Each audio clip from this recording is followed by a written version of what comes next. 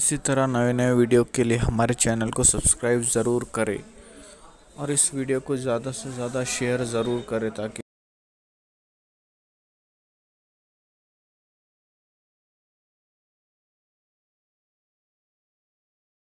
वरना शिकार सामने आए और हथियार ही ढूंढता फिरे तो शिकार तो आगे ही बढ़ने वाला है ना।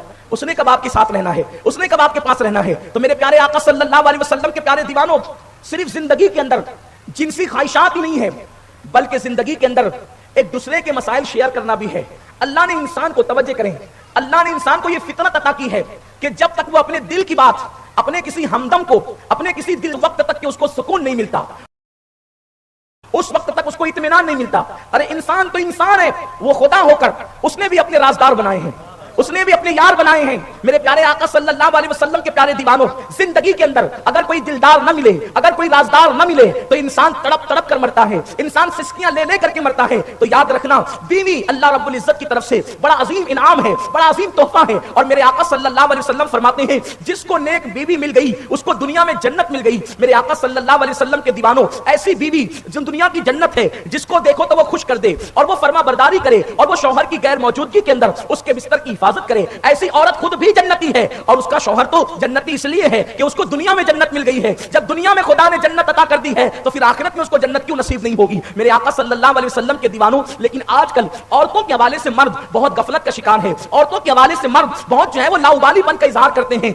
आजकल अल्लाह अकबर, औरत अगर बहन है उसको मुकम्मल रिस्पेक्ट दिया जाता है, औरत अगर माँ है उसको मुकम्मल रिस्पेक्ट दिया जाता है, औरत अगर जो है बेटी है उसको मुकम्मल रिस्पेक्ट दिया जाता है। लेकिन अगर औरत बीवी है तो उसको रिस्पेक्ट देने की कोशिश नहीं की जाती। आखिर ये जुल्म क्यों है समाज में, आखिर ये समाज में जबर क्यों है। एक औरत अगर बीवी बनकर के आती है तो उसको पैर की जूती क्यों समझा जाता है। ये मुशरिकाना अकीदा है कि औरत पैर की जूती है और अल्लाह अकबर ये मुल्हिदाना रविश है कि औरत सर का ताज है। ना हम मुल्हिद है ना मुशरिक है, हम मोमिन है और मोमिन का ईमान उसके दिल से ताल्लुक रखता है। मोमिन नर्म दिल होता है, मोमिन का एक माना नरम दिल के भी होते हैं। मेरे आका सल्लल्लाहु अलैहि वसल्लम के प्यारे दीवानों, तो औरत ना सर का ताज है ना पैर की जूती है, बल्कि वो दिल से प्यार करने की चीज है, वो चाहने की चीज है, वो मोहब्बत करने की चीज है। आजकल शादी हो जाती है लेकिन अभी हाथ की मेहंदी भी नहीं छूटती। मर्द ये तसव्वुर करता है कि औरत से चिल्लाकर बात करना ये मर्दानगी है, औरत को डांटती रहना ये मर्दानगी है, औरत पर जो है वो हर काम की फरमाइश औरत से करना ये मर्दानगी है। समाज इस तरीके से तरतीब दे दिया गया है, जिहालत ने अपने पंजे ऐसे गाड़ दिए हैं कि आज मर्द ये तसव्वुर करता है कि बीवी की मौजूदगी में उठकर पानी लेना ये बहुत बड़ी बेइज्जती है मेरे लिए।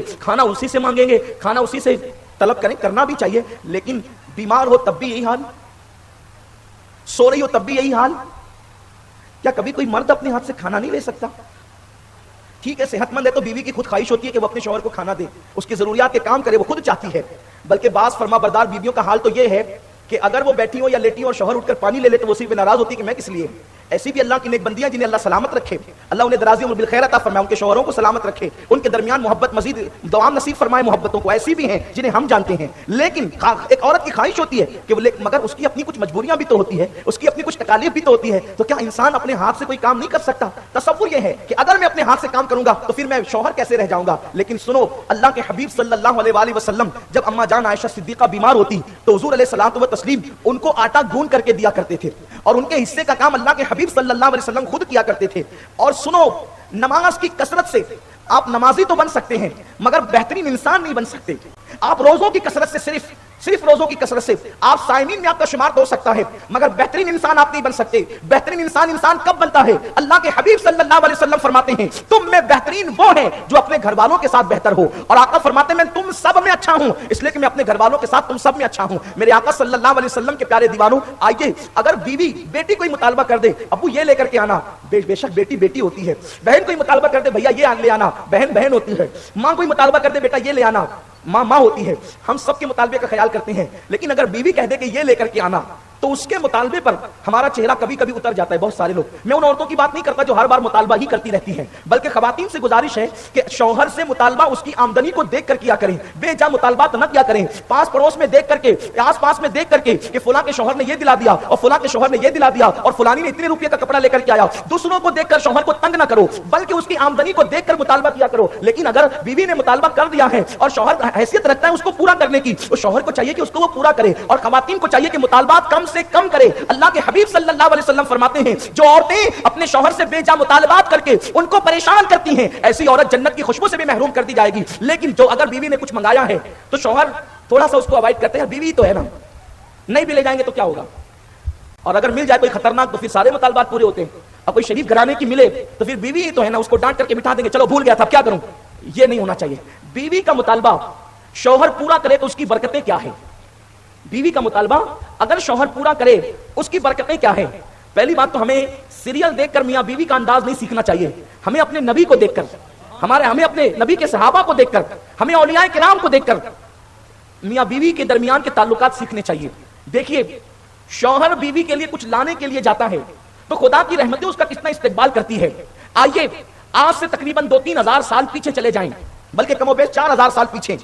ایک کپل یعنی ایک میاں بیوی دونوں ایک سفر میں ہے, اور بیوی جو ہے شکم میں بچہ لیے ہوئے ہے, اور جنگل کی سردی ہے, شہر کی نہیں جنگل کی سردی ہے, کڑاکے کی سردی ہے. اس سردی میں جنگل میں بیوی کے منہ سے نکلتا ہے کتنی کڑاکے کی سردی ہے, اگر اس وقت مجھے آگ تاپنے کو مل جائے تو پھر بہت اچھا ہوگا. شوہر اللہ اکبر, بیوی نے آگ کا مطالبہ جنگل میں کیا ہے, اور جنگل میں چولہے کی قطار نہیں ہوتی, عام طور پہ جنگل میں آگ ہوتی نہیں. آج کے اس ترقی یافتہ دور میں جنگل میں آگ نہیں ہوتی, تو آج سے کم و بیش 3,500-4 ہزار سال پہلے جنگل میں آگ کا تصور کیسا, اور وہ بھی جنگل بیابان صحرا, اور وہاں پر نہ آدم ذات. اور پھر رات کا وقت ہے, رات کے وقت میں بیوی اپنے شوہر کو کہتی ہے اگر آگ ملے تو کتنا بہتر ہو. دوسرا شوہر ہوتا ڈانٹ کر دبا کر کے کہتا جنگل میں تمہیں آگ کہاں سے لا کر کے دوں, تم تو کبھی بھی کوئی بھی مطالبہ کرتی ہو. لیکن قربان جائیں وہ شوہر کوئی معمولی شوہر نہ تھا, اللہ اکبر, وہ شوہر اللہ کا کلیم حضرت سیدنا موسیٰ علیہ السلام تھے. آپ نے اپنی بیوی سے کہا انتظار کرو, میں ابھی آگ لے کر کے آتا ہوں, اور آگ لینے کے لیے حضرت موسیٰ چلے. اب توجہ کریں, حضرت موسیٰ آج بیٹی کے لیے نہیں چلے ہیں. یاد رکھنا جب ہمارا بیٹی کا عنوان ہوتا ہے تب صرف بیٹی پر گفتگو کرتے ہیں تو یوں لگتا ہے بیٹی ہی سب کچھ ہے. بہن کا عنوان ہوتا ہے بہن پہ گفتگو کرتے ہیں, یوں لگتا ہے کہ بہن ہی سب کچھ ہے. ماں باپ کا عنوان ہوتا ہے, آپ نے ماں باپ پر بھی سنا ہے, لیکن بات یہی ہے کہ اسلام نے سب کو برابر کے حق عطا کیے ہیں. آج عنوان میاں بیوی ہے. اللہ کا پیغمبر ابھی حضرت موسیٰ کو گویا کہ نبوت نہیں ملی ہے, حضرت موسیٰ علیہ السلام کو بھی نبوت سے سرفراز نہیں کیے گئے ہیں. حضرت موسیٰ علیہ السلام اپنی بیوی کے لیے آگ کی تلاش میں نکلتے ہیں, اور جیسے قدم آگے بڑھاتے ہیں آپ کیا دیکھتے ہیں, دیکھو حضرت موسیٰ آج بیوی کے لیے کچھ لانے جا رہے ہیں. آگے بڑھے تو کیا دیکھا کہ آگ کا کوئی شعلہ سا اور شرارہ سا اٹھتا ہے. حضرت موسیٰ بڑے تجسس سے آگے بڑھتے ہیں کہ بیوی کو لا کر کے آگ دیں گے, لیکن جیسے آگے بڑھے وہ آگ پھر آگے بڑھی, پھر آگے بڑھے وہ آگ پھر آگے بڑھی, جیسے آگے بڑھے وہ آگ پھر آگے بڑھی, حتیٰ کہ جب قریب گئے تو دیکھا کہ درخت روشن ہے اور آواز آتی ہے انی انا اللہ, اے موسیٰ میں تیرا اللہ ہوں. یعنی وہ درخت اللہ نہیں ہے بلکہ درخت کے ذریعے سے خدا کلام فرما رہا ہے, درخت کو ذریعہ بنایا گیا ہے, اور پھر حضرت موسیٰ علیہ السلام کو نبوت عطا کی جاتی ہے. پتہ کیا چلا, حضرت موسیٰ علیہ السلام کی نبوت ملنے کی تاریخ میں یہ بات بھی درج ہے, نکلے تھے بیوی کی مراد پوری کرنے کے لیے, اللہ نے ان کی مراد پوری فرمائی. اب پتہ چلا کہ بیوی کی مراد کتنی قیمتی ہوتی ہے.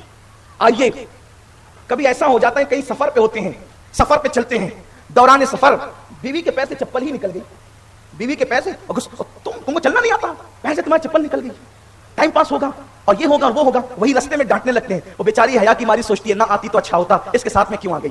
یہی ہوتا ہے, یعنی جھڑکتے رہتے ہیں کیونکہ کچھ سمجھا ہی نہیں اس کو.